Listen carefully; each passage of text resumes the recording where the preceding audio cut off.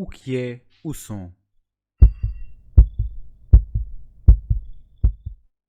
Na física, o som é uma vibração que se propaga como uma onda acústica, através de um meio de transmissão como um gás, líquido ou sólido. Quando um objeto vibra, ele empurra as moléculas de ar circundantes, iniciando uma reação em cadeia de colisões no ar. Essas colisões viajam em ondas. Quando atingem o tímpano, ele vibra. Essa vibração é convertida em sinais elétricos que o cérebro reconhece como som. Pode ser irritante ou agradável, natural ou artificial. Som é vibração. O som não consegue viajar no espaço através do vácuo vazio, porque requer a presença de moléculas ou partículas para se mover de um lado para o outro. E o gás interestelar e a poeira deixados pelas velhas estrelas? As partículas de gás podem propagar som? Bem, elas têm o potencial de transmitir ondas sonoras, nós simplesmente não conseguimos ouvi-las. Ao contrário das partículas na Terra, estas estão tão espalhadas que o som resultante tem uma frequência mais baixa, além das capacidades da audição humana. Assim como a luz, o som também tem um espectro. As pessoas podem ouvir sons em frequências de cerca de 20 Hz a 20.000 Hz. Qualquer coisa acima ou abaixo passa despercebida. Portanto, o som pode tecnicamente existir no espaço como vibrações eletromagnéticas que pulsam em comprimentos de onda semelhantes. Instrumentos especiais podem gravar estas vibrações e convertê-las para sons que os nossos ouvidos consigam ouvir. A NASA gravou som no espaço usando equipamento altamente sensível, como o Observatório de Raio-X Chandra.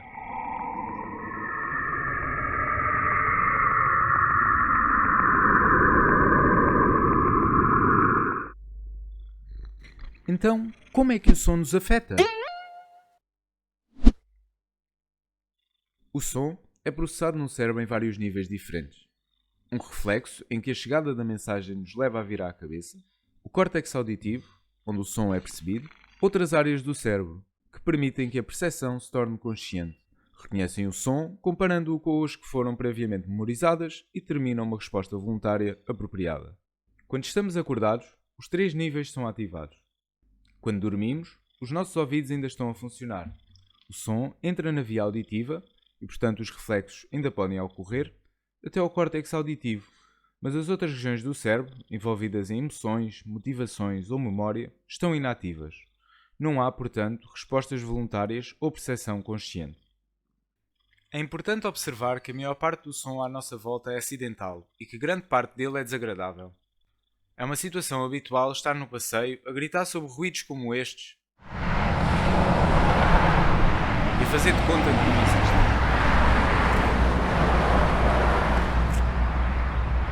O hábito de suprimir o som significa que a nossa relação com o som se tem tornado bastante inconsciente.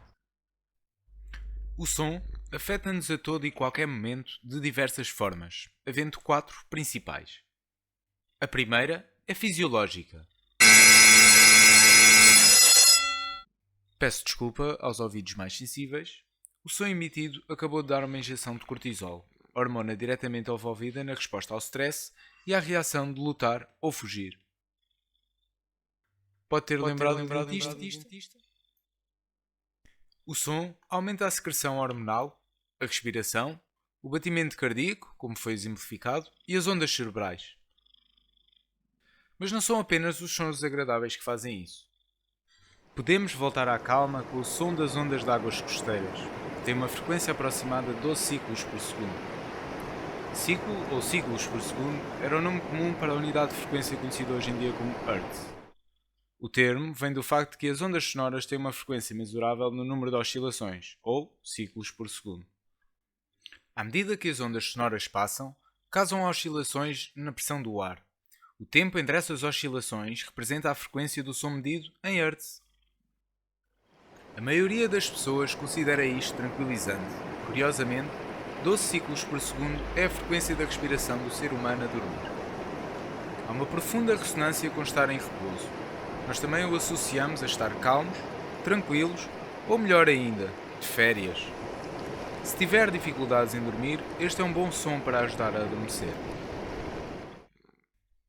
A segunda forma é psicológica. A música é a forma mais poderosa de som que afeta o nosso estado emocional.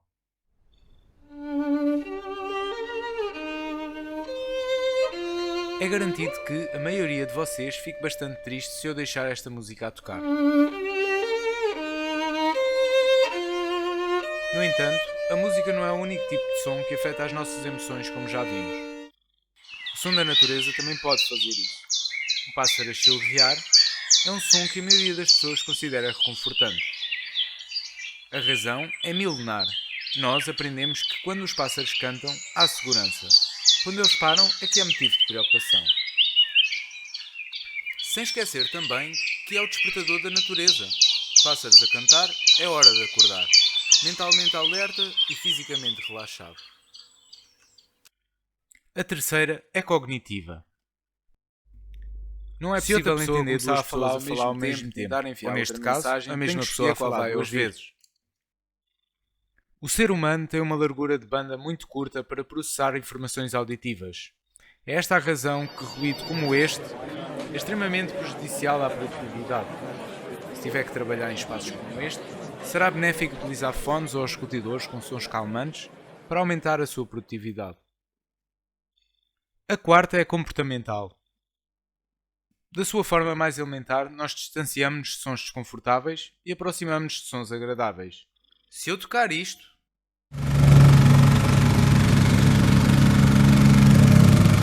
por mais do que alguns segundos, vão sentir-se desconfortáveis. Seguramente, se durar por alguns minutos, vão fechar este vídeo e ver o que há mais no YouTube. Era o que eu faria.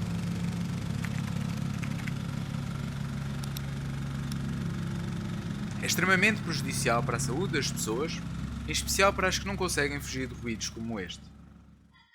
Mas não é a única forma do mau som nos prejudicar. A maioria do som em lojas de retalho é inapropriado e acidental, chegando a ser hostil e tem um efeito dramático nas vendas. Estas lojas perdem cerca de 1/3 dos seus potenciais clientes por saírem das lojas mais depressa ou simplesmente nem chegarem a entrar.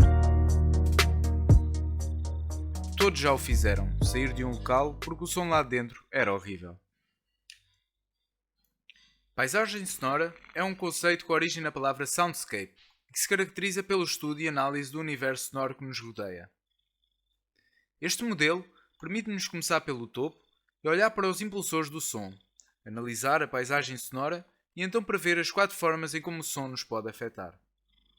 Ou então, começar pelo final, idealizar o resultado que nós queremos e então projetar uma paisagem sonora para ter o efeito desejado.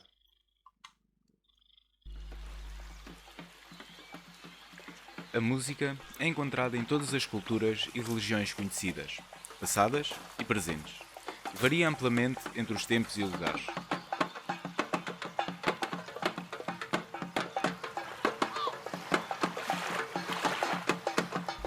Todas as pessoas do mundo têm, pelo menos, uma forma de música, incluindo os grupos tribais mais isolados. Daí que podemos concluir que provavelmente a música tenha estado presente na vida da população ancestral antes da sua dispersão pelo mundo.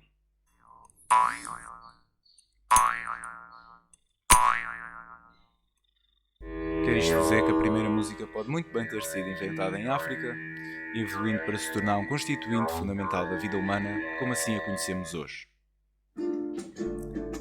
A música de uma cultura é influenciada pela sua organização, experiência social e económica, clima, religião e acesso à tecnologia. As emoções e ideias expressas pela música, as situações em que a música é tocada e ouvida e as atitudes em relação aos instrumentistas e compositores variam entre regiões e períodos.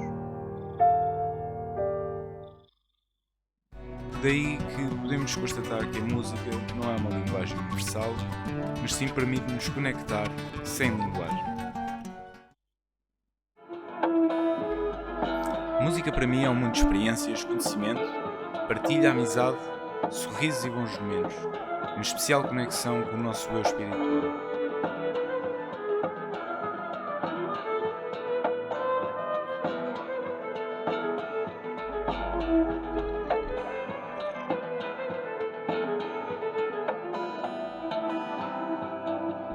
Uma forma artística de expressão e libertação pessoal emotiva.